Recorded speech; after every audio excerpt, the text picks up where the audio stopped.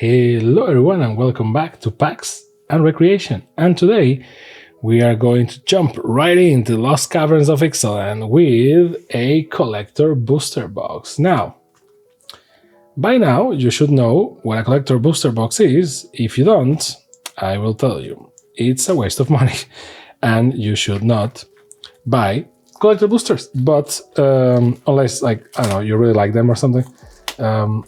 Because collector boosters are like, in a game when you pay more for a loot box because it gives you a better chance at getting a specific stuff. Well, like that, but not even like that. So all cards are foil or something, and or like special treatment. So you are bending the odds in your favor to get like better looking cards or better rarity cards, or not even better rarity, just better looking cards, because the rarity is kind of more or less the same. And now you get a box topper, which is good. I don't know why they don't always have box toppers. It's like, it doesn't cost you that much and it feels nice. I don't know. So Lost Caverns of Ixalan foil treasure trove box topper, sealed product not for resale. Let's see. One thing that is different in the Lost Caverns of Ixalan is that it contains cards from Jurassic Park, and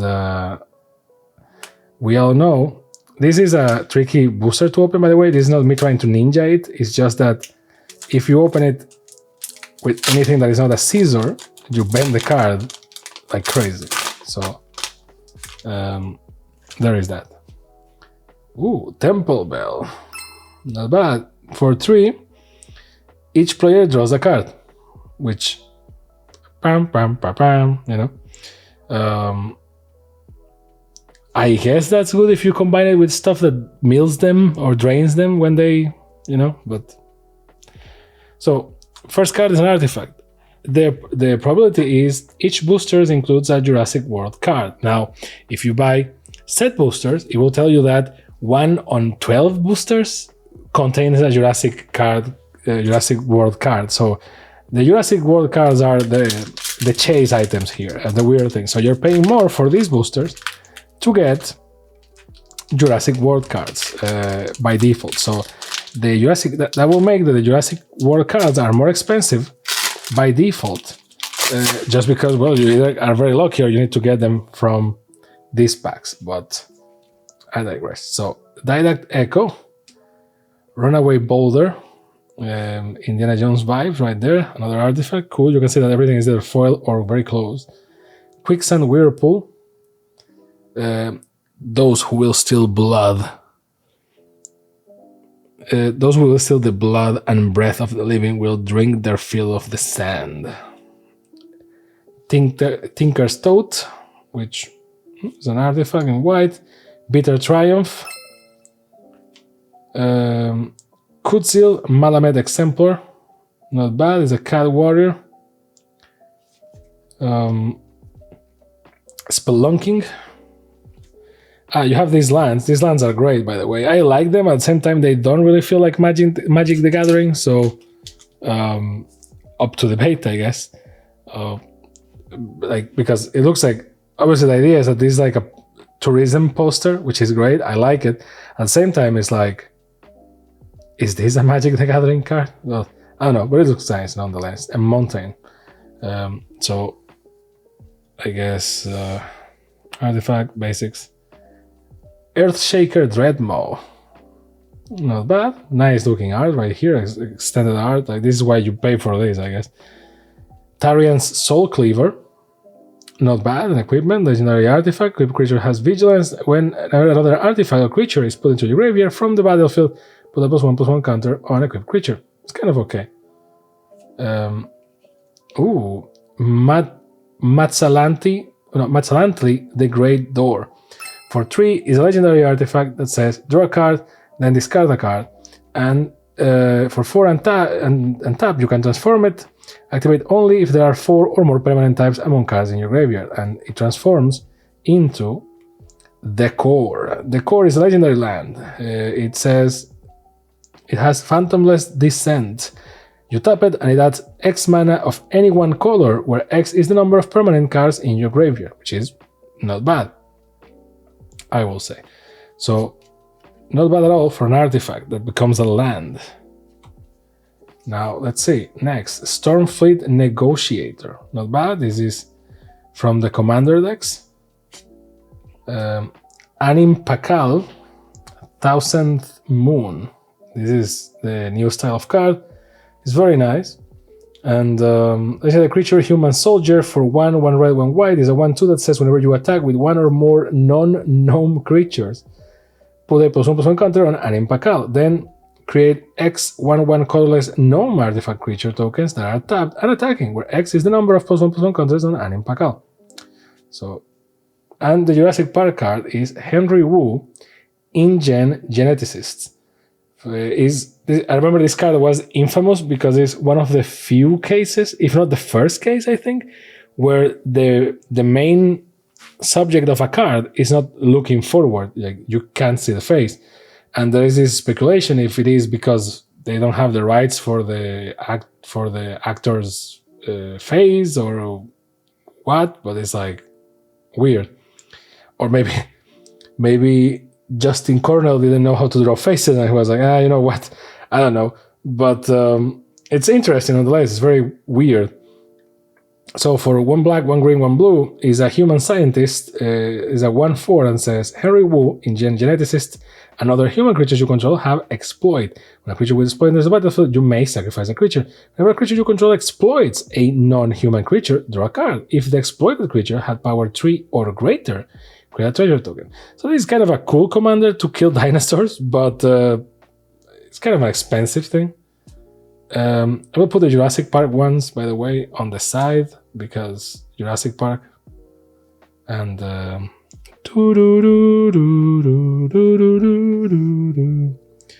funny enough, we haven't pulled any red cards. Well, we pulled a mountain, but put this one here and then the tokens on top. Abuelo's Awakening. I love the fact that you just call them Abuelo, because it's the grandpa, right? And then a treasure token that is also a golem token, as you already saw. Next, Busta.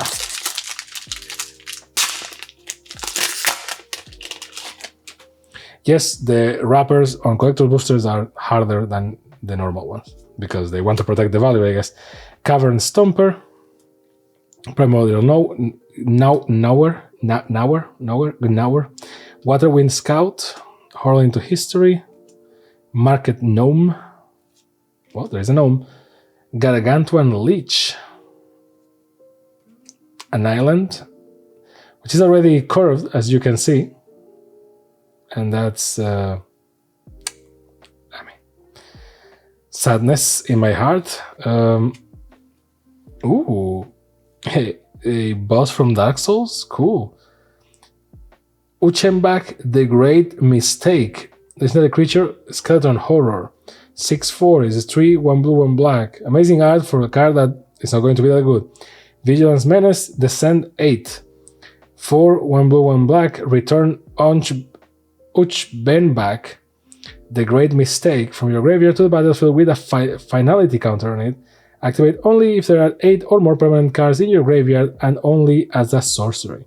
So it's kind of good. The art is amazing though. Like, I like the concept. It's basically like Nito from Dark Souls. That's the vibe that I'm getting. Whale of the Forgotten. For 1 blue and 1 black is a sorcery that has Descend 8. Choose 1. If there are 8 or more permanent cards in your graveyard as you cast this spell, choose 1 or more instead. Return target non-land permanent to its owner hand. Target opponent discards a card.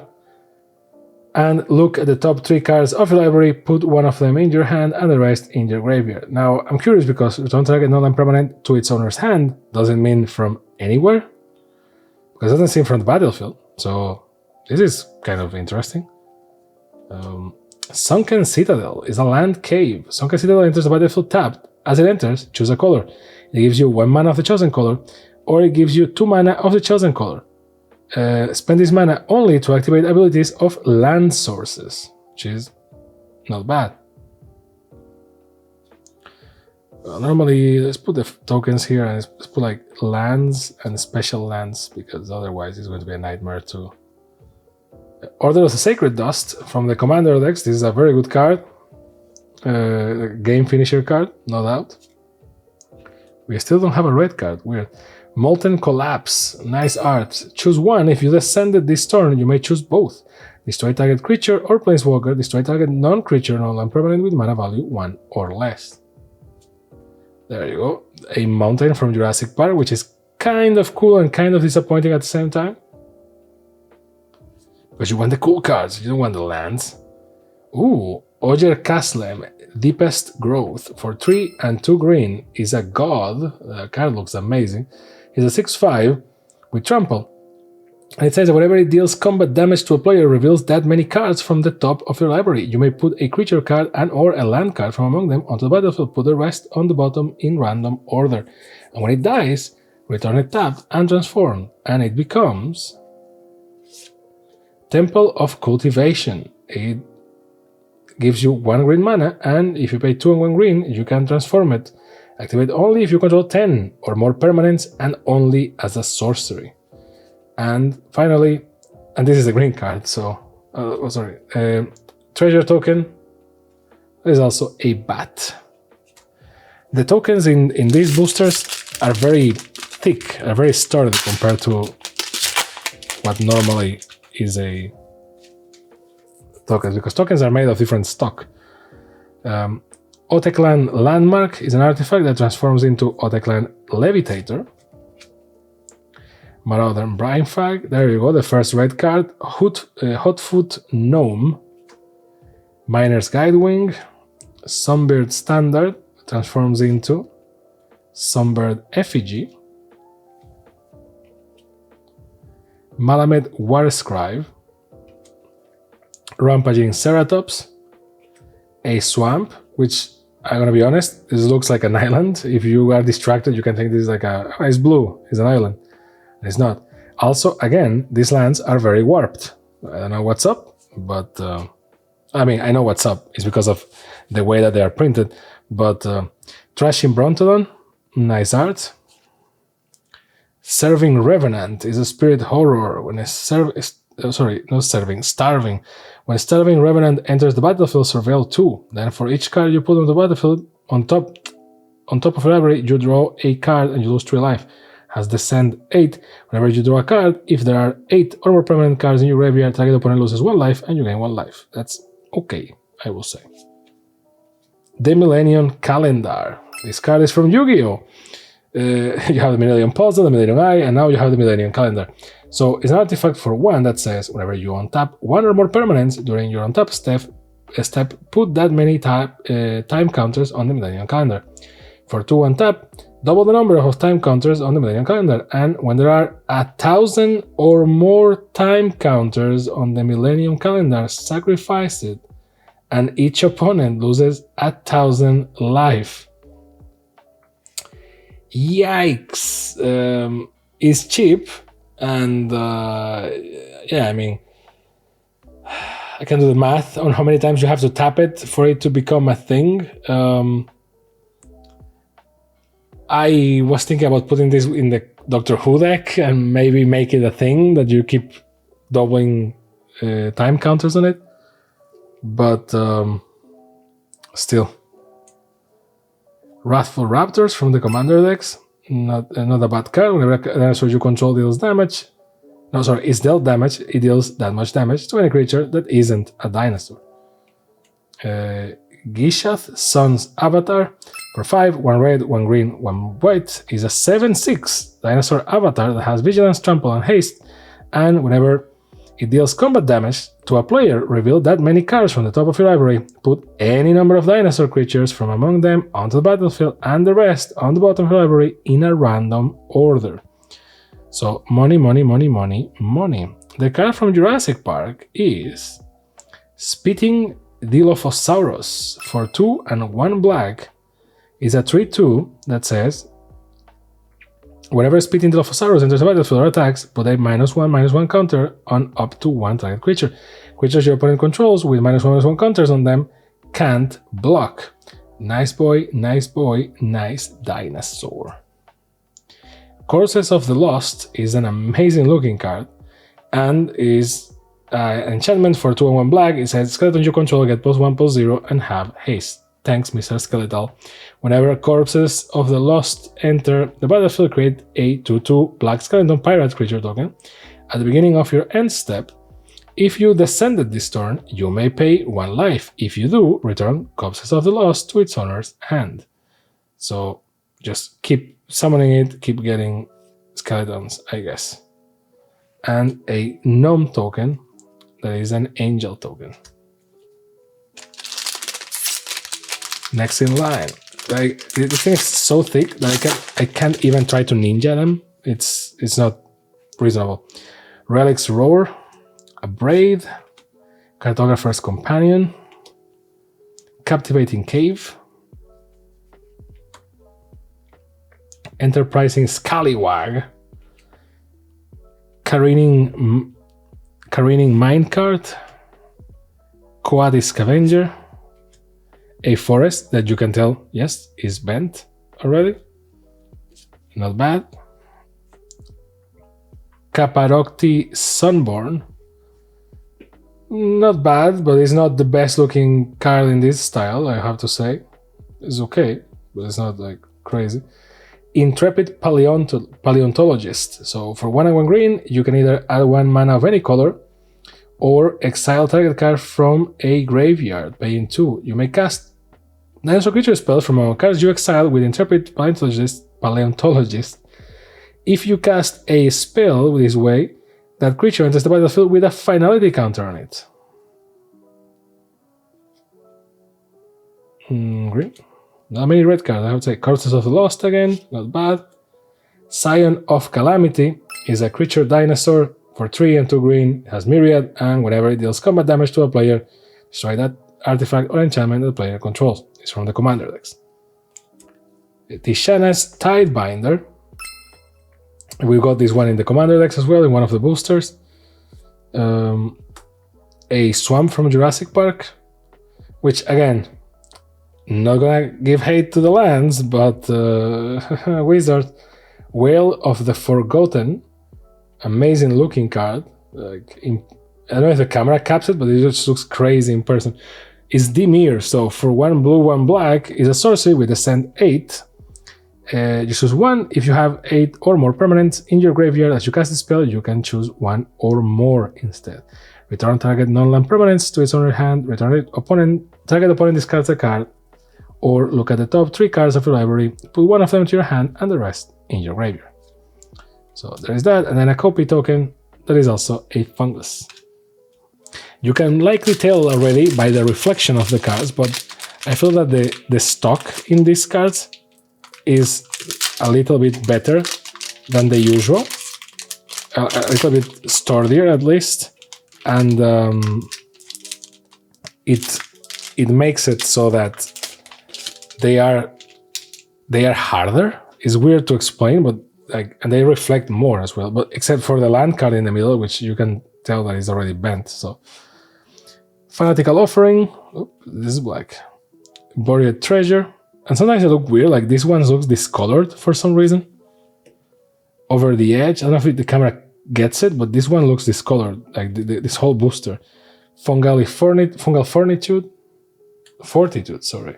Twists and Turns. Transforms into Mycoid Maze. Pit of Offerings is a land, is a cave. Merfolk Cave Digger. A Plains that is very bent. Nice, I think we have all of them. Yep, exactly. We got 1 of each, and with Plains, we got the entire set. 1 of each color. Not bad. Not bad for a single box. So, Nikanzil, a very difficult to read card, is a gorgeous card, but those effects. So, Current Conductor, you can read the name in the bottom. Throne of the Grim Captain. For 2 is a legendary artifact that says tap, mill 2 cards. Craft with Dinosaur, a Merfolk, a Pirate, and a Vampire. And pay 4. You pay 4, exile this artifact, exile the 4 from among the permanents you control and or cards in the graveyard, return this card transform under your control, craft only as a sorcery. So it transforms into the Grim Captain. The Grim Captain is a skeleton spirit pirate. Has Menace, Trample, Lifelink, and Hexproof. So one for each of the races of Ixalan. Whenever the Grim Captain attacks, each opponent sacrifices a non-land permanent. Then you may put an exiled creature card used to craft the Grim Captain onto the battlefield under your control, tapped and attacking. This card is very good. The problem is to get it to work, because it only costs 2, it gets you to mill, the idea is for you to mill everything, but you need to craft from stuff that you either control or is in the graveyard. Obviously, it's easier with the graveyard because you're going to mill yourself. So you need to build a deck that is black and mills, therefore that's why the card, the Grim Captain, is black. But it needs to be a very crazy deck, because it needs to have dinosaurs, merfolk, pirate, and vampires. And that is basically the Ixalan deck. So for that price, I will even say that I don't think that the Transformer card is that powerful to justify it. Because you can make them work, but unless it's like a 5-color deck, they are like very tribal amongst themselves, so it's, I don't know. Jade-like Spelunker. For X and 1 green, when it enters the battlefield, it explores X times, which is very good. Clavileño, first of the Blessed, one of the commanders from the commander decks, a great commander and in wide art, so please watch that video if you haven't, to get more details about this commander and the deck, because the deck is good. Palanis Hatcher, so for 3, 1 green, 1 red, is a dinosaur 5/3 that says all the dinosaurs have haste, and when Palanis Hatcher enters the battlefield, create 2 0/1 dinosaur egg tokens. And at the beginning of combat on your turn, if you control 1 or more eggs, sacrifice an egg and create a 3/3 green dinosaur creature. So, not bad. The Jurassic Park card is a land, at least it's foil, and it's nice. Well, at least in defense of these lands, all of these lands have dinosaurs on them, so you don't feel that robbed, but, you know, they are the chase cards, so it's natural that people are like, Amalia Benavides Aguirre, for 1 white and 1 black, is a Vampire Scout 2/2 that has Ward, pay 3 life, and whenever you gain life, Amalia Benavides Aguirre explores, then destroy all other creatures if its power is exactly 20. Okay, oddly specific. You get a map and a merfolk.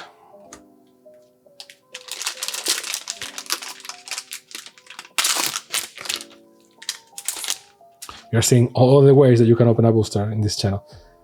Malamet Brawler, Tectonic Hazard, Nurturing Bristleback, Hidden Courtyard, a cave, because Caves of Ixalan, even though this set wasn't supposed to be Ixalan, it kind of got converted into Ixalan. Insquith, Firstborn of Gierstadt, Digside Conservator, Helping Hand, an Island Visit Ixalan token. Is this part of the drawing, or is this like a mark of printing? It's part of the drawing, apparently. Weird. Rampaging Ceratops. Not bad. Can be blocked except by 3 or more creatures. Okay. Sunken Citadel, again. The Enigma Jewel. For 1 blue, the Enigma Jewel enters the battlefield tapped. If you tap it, it adds 2 colorless. Spend this mana only to activate abilities, and you craft with 4 or more non-lands with activated abilities, and pay 8 and 1 blue, and it becomes Locus of Enlightenment. It's a legendary artifact. Locus of Enlightenment has each activated ability of the exiled cards used to craft it. You may activate each of those abilities only once each turn. Whenever you activate an ability that is a mana ability, copy it. You may choose new targets for the copy. Well, it's okay, because if technically you can craft with stuff that is in the graveyard, so you can at least bring stuff from the graveyard, but it's kind of very expensive, and it's not destructible or anything. So I guess as a way of bringing back stuff from the graveyard, it's not bad. Waita, Trainer Prodigy, the co-commander of the Dinosaur Commander deck. If you want to know more about this, a link is somewhere there. I really talk about this card. I talk about a bunch of things in that video because it's kind of long.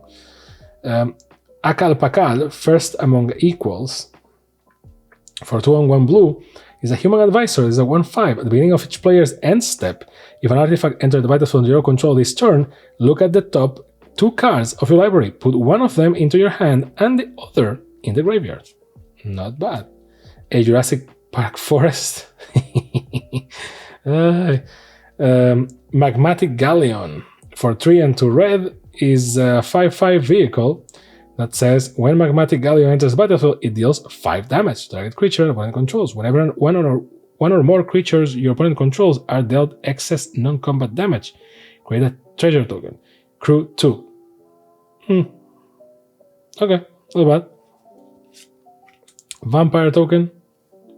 Dinosaur token. Not bad. And with this, we are halfway there. Living on a prayer. Shipwreck Sentry, Envoy of Okinek Ahau, Goblin Tomb Raider, Poison Dart Frog, is oddly curved, that card, Swashbuckler's Whip, Cavernous Maw. You'll at least get a land in each booster. Abyssal Gore Stalker, a mountain, visit Ixalan kind of thing. Sideclaw Raptor. I like these dinosaur arts in like retro style, like aquarella style. I don't know how to describe it. Vito, Fanatic of Aclasots. For 2, 1 white, 1 black, is a vampire demon. There's a 4/4 and it has flying. And whenever you sacrifice another permanent, you gain 2 life. If this is the first time this ability has resolved this turn. If it's the second, each opponent loses 2 life. If it's the third, create a 4/3 white and black vampire demon creature token with flying. So not bad for a sacrificial deck. Ironically, it doesn't work very well with the commander deck right off the bat. At least not with the main commander. With the second commander, it does. Sanguine Evangelist, for 2 and 1 white, is a vampire cleric. It's a 2/1, has battle cry, and when Sanguine Evangelist enters the battlefield or dies, create a 1/1 black bat creature token with flying. The Green Captain's Locker. This is from the commander deck. This is from the Pirates commander deck. It has Surveil 1, and until the end of turn, each creature card in your graveyard gains Escaped for 3 and 1 black. It's kind of okay. Kellan, Daring Traveler. Not bad. I have to say, without wanting to offend anyone, that this looks a little bit like AI art. It's not, but I guess it's kind of the style. I don't know. So, Journey On. It has Sorcery Adventure. Create X map tokens where X is 1 plus the number of opponents who control an artifact. Whenever Kellan, Daring Traveler, attacks, reveal the top card of your library. If it's a creature card with mana value 3 or less, put it into your hand. Otherwise, you may put it into your graveyard. It's kind of okay. Ooh, we get a creature, people. Cresting Mosasaurus, for 6 and 2 blue. Emerge 6/1 and 1 blue. You may cast this spell by sacrificing a creature and paying the emerge cost reduced by that creature's mana value. When Cresting Mosasaurus enters the battlefield, if you cast it, return each non-dinosaur creature to its owner's hand. And this is the creature that appears in the island. Actually, it appears after eating, right? So there you go, inside the aquarium. It's whales and big fish. Oger Axonil, Deepest Might, for 2 and 2 red, is a 4/4 god that has, if a red source you control, it has trample, and if a red source you control will deal an amount of non-combat damage less than Oger Axonil's power to an opponent, that source deals damage equal to Oger Axonil's power instead. When Oger Axonil dies, return it to the battlefield tab and transform under its owner's control, and then it becomes Temple of Power. It gives you 1 red mana, and if you pay 2 and 1 red, you can transform it, but only If red sources you control dealt 4 or more non-combat damage this turn only as a sorcery. Use it only as a sorcery. Treasure token. Oh, Jurassic Park token. Oh, not bad.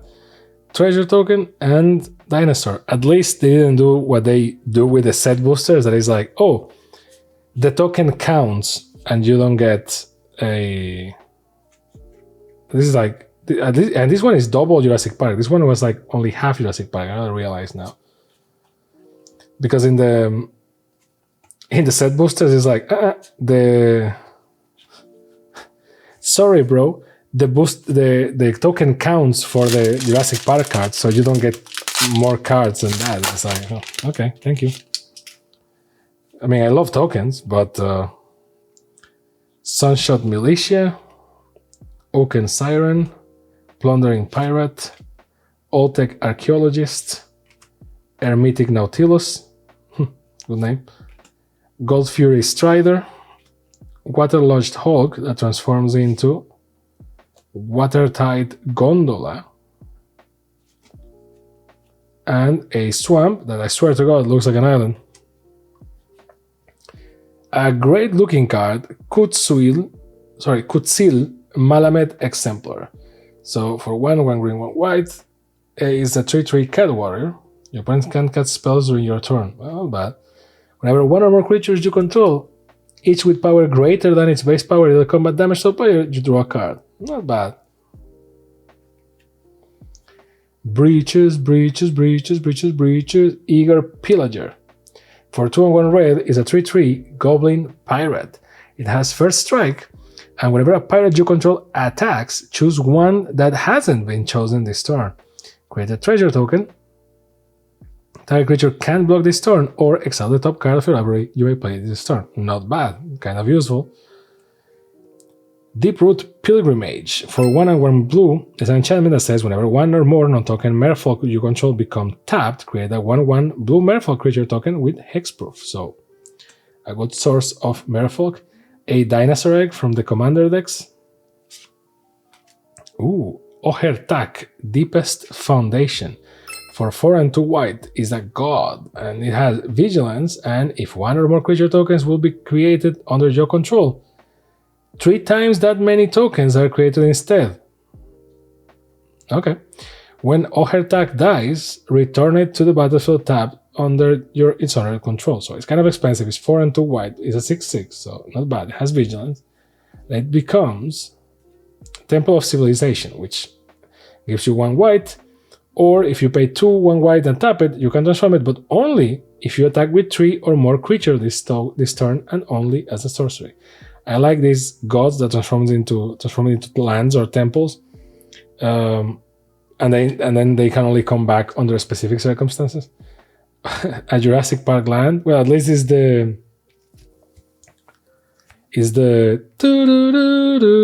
moment, so that's great. Jade-like Spelunker again, this time in foil and all the treatments, and a Gnome token. There is also a Skeleton Pirate token, and this token looks kind of badass. So there is that. Continuing with the cycle of goodies. Idol of Deep King transforms into Sovereign's Makwahutil, maybe. In the presence of ages, Vito's Inquisitor, Thousand Moons Crackshot, Akawali, the Seething Tower, Ruin Lurker Bat, Zoetic Glyph, Visit Ixalan, we have forests, even though the cards are warped, Bartolomé del Presidio, which looks great, I have to say, looks very nice. The Skullspore Nexus, for 6 and 2 green, is a legendary artifact that says this spell costs X less to cast, where X is the greatest power among creatures you control. Whenever 1 or more non-token creatures you control die, create a green fungus dinosaur creature token with base power and toughness, each equal to the total power of these creatures. For 2 and tap, double target creature's power until the end of turn. Not bad. And to continue the green party, Growing Rites of Itlimok. For 2 and 1 green, is a legendary enchantment that, when it enters, you look at the top 4 cards of your library. You may reveal a creature card from among them and put it into your hand. Put the rest on the bottom of your library in any order. At the beginning of your end step, if you control 4 or more creatures, you transform it, and it becomes Itlimok, Cradle of the Sun. Is a legendary land that gives you 1 green, or 1 green for each creature you control. I love that it has that flexibility just in case you get wiped, so it still gives you some mana. From the commander decks, Xavier Sal, Infested Captain. Remove a counter, which I don't know which deck this thing is. It has the shield from the commander decks, but it doesn't fit in any color combination. So I guess it's its own captain. Javier Sal, Infested Captain, for 1 black, 1 green, 1 blue, is a 3/3 human fungus pirate. You can tap it, remove a counter from another permanent you control, populate, activate only as a sorcery, or you can tap it and sacrifice another creature, proliferate, activate only as a sorcery. So, very good, and a very good commander, I have to say. It's a shame that it's not in any of the decks. Echoing Deeps. You may have Echoing Deeps, enter as a copy of a land in the graveyard as long as it's tapped, etc., etc. Ooh, Owen Grady, Raptor Trainer. So for 1 red and 1 green, you get a human soldier scientist, aka Star-Lord, partnered with blue, Loyal Raptor. When you tap, put your choice of Menace, Trample, Reach, or Haste counter on target dinosaur, activate only as a sorcery. For 3/2, not bad. And then you have Hit the Mother Load. For 4 and 3 red, discover 10. If the discovered card's mana value is less than 10, create a number of tapped treasure tokens equal to the difference. Hit the Mother Load indeed. Fungus Dinosaur and a Gnome Soldier. So we continue. This is the third to last. Seeker of Sunlight, Screaming Phantom, Staggerizing Size, Volatile Wanderglyph, Bartolomé del Presidio, Malamer Battleglyph, Master's Guide Mural, transforms into Master's Manufactory.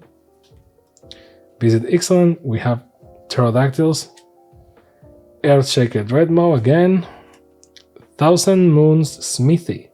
For 2 and 2 white is a legendary artifact that reads: when it enters the battlefield, create a white gnome soldier artifact creature token with this creature power and toughness are each equal to the number of artifacts and or creatures you control. At the beginning of your pre-combat main phase, you may tap 5 untapped artifacts and or creatures, and if you do, you transform it. And if you transform it, it becomes Barracks of the Thousand. It's a land that gives you 1 white, and whenever you cast an artifact or creature spell using mana produced by Barracks of the Thousand, you create a white gnome soldier artifact creature token with these creatures' power and toughness are each equal to the number of artifacts and or creatures you control. So it becomes a multiplier. Not bad. Kind of expensive effort, but at the same time it's not that difficult to transform. So I would allow it. Hit the Mother Load again. Cool. Altar of the Wretched, for 2 and 1 black, enters the battlefield, you may sacrifice a non-token creature. If you do, draw X cards. Then mill X cards, where X is that creature's power. You can craft with 1 or more creatures, 2 and 2 black.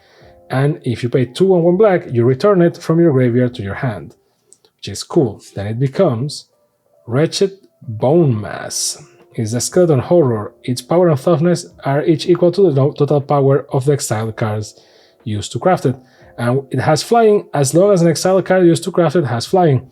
The same is true for First Strike, Double Strike, Death Touch, Haste, Hexproof, Indestructible, Lifelink, Menace, Protection, Reach, Trample, and Vigilance. So it's flexibility, the card.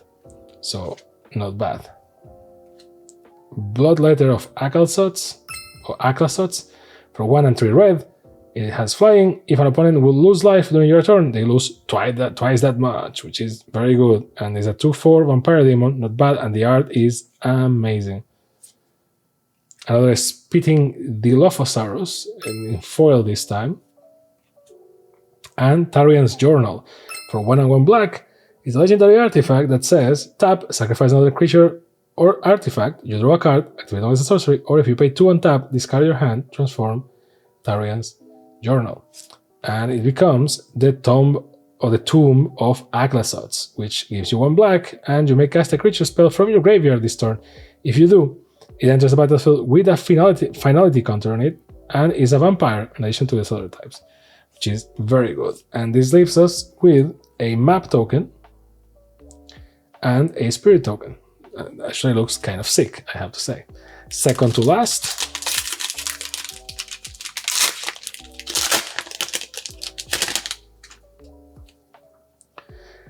Deconstruction Hammer, Compass Gnome, Out of Air, Hidden Volcano, Bloodthorn Flail, Staunch Crewmate, Glowcap Lantern, a Mountain, Soyowa Lavatong, not bad, kind of nice looking. Bringer of the Last Gift, cool name, cool looking card. It's 6 and 2 black, is a 6/6. It has flying and enters the battlefield. If you cast it, each player sacrifices all other creatures they control. Then each player returns all creature cards from the graveyard that weren't put this way to the battlefield. Yikes. Okay. Squirming Emergence. For 1/1 black, 1 green, it has Fathomless Descent.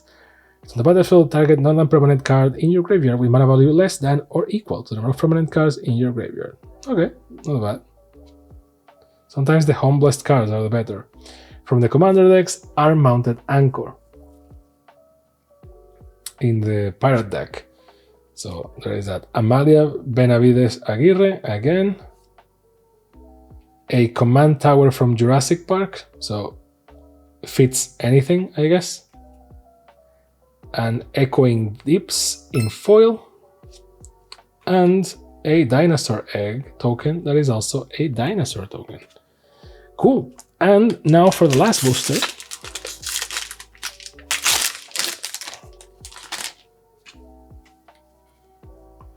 Adaptive Gemguard, Unlucky Drop, Child of the Volcano, Oraska Puzzle Door, Forgotten Monument,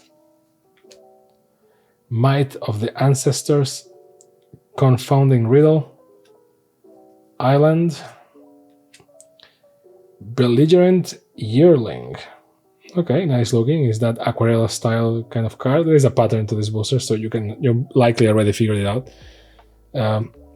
Inti Seneschal of the Sun is a human knight for 1/1 red. Is a 2/2. Whenever you attack, you may discard a card. When you do, put a +1/+1 counter on target attacking creature. It gains trample until the end of turn. Whenever you discard one or more cards, except the top card of your library, you may play that card until your next end step.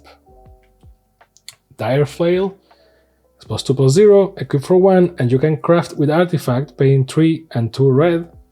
It becomes Dire Blunderbuss. So equip creature gets +3/+0 and gets, whenever this creature attacks, you may sacrifice an artifact other than this one.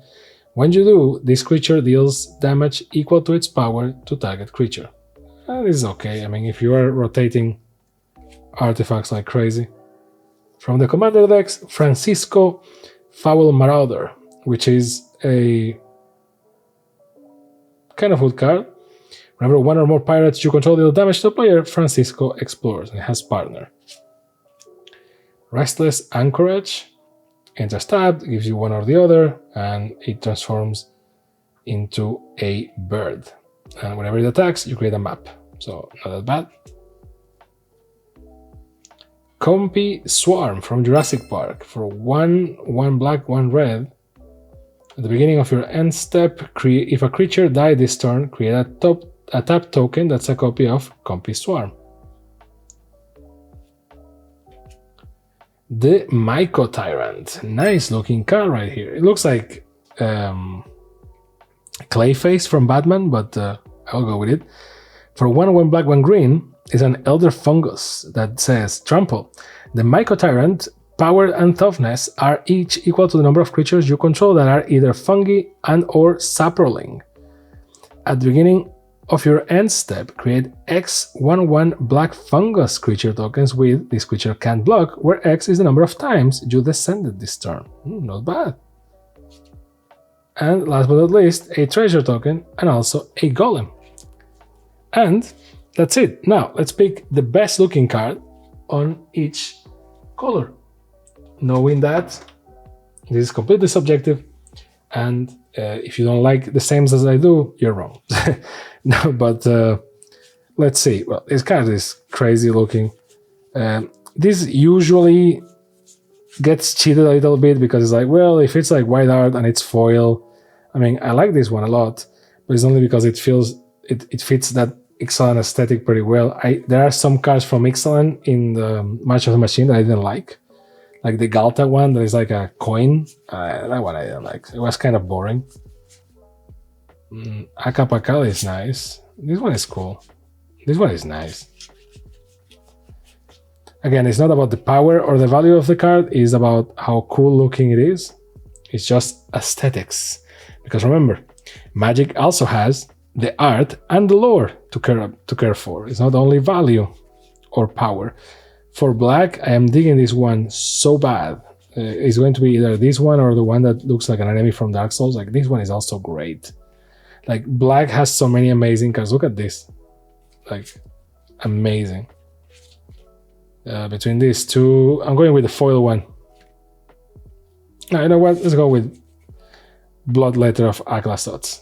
Look at that thing. It's beautiful. I wish it was foil because it will be crazy. We moved from, we don't have that many reds to we have more red than black. So this one is nice looking. And pretty. See, this one is also cool. This one is okay. This one is okay. Are they all part of the same drawing? Because I don't think so, but they look like it. Yeah, I think I'm going with this one. I really like this one. And in foil, it just has that metallic value to it that just adds to the whole temple aesthetic. Let's see. This is kind of okay. Nothing to write home about. I like this one. This one is pretty looking, I have to say. There are some good looking ones. Sometimes the foil makes them look better. See, like this one. This one just looks amazing. See, like this one looks great. But I really like this aesthetic. Like, it's a shame that I don't have like the complete set of them. But we will get to them, I guess. Let's get multicolor for the end because those are the most varied and crazy ones. For artifacts, we have some candidates here. This one is amazing looking. This one is cool, but it's kind of boring. Yeah, so I'm going with Sunbird Standard in foil. It just pops. From the weird lands, well, I mean, this one is just there. It doesn't even look like a magic card, but do we care anymore? We don't. If we go by magic standards, this one will be the best looking one with that shine right in the sun. But this one is just crazy in foil. So keeping that one. For tokens, best looking token, I like the Spirits one. Vampires one is cool. Angel is cool. Let's see the other side. Bat, Gnome, Fungus, Dinosaur. Oh, Skeleton Pirate. It's going to be a Skeleton Pirate. Look at this bad boy right here. See, there, like, tokens are shinier than the others. And now for the multicolor and the Jurassic Park cards. So let's see, multicolor cards. This one I like a lot. So right off the bat, there are a lot of cool looking multicolor cards. Like Bartolome del Presidio, for some reason, I just love the art, like how he's looking upwards, like praying or something. I just really like it. This one is good looking. Oh, this one is amazing. Wall of the Forgotten.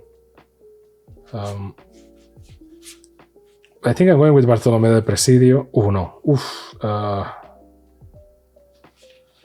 Tough choice. I prefer the drawing in Bartolome, but I really like the design of this one. So I'm going with this one because I'm guessing that, ironically, both are uncommon. So we're not here for the money, boys. And now for the Jurassic Park cards. This is going to be easy or not. I mean, this one is fun. Although I never liked these dinosaurs, like when they appear in the movie. Well, long story. I guess these are the ones that make me feel more uncomfortable because the others are just big and either like spit on you or just bite you.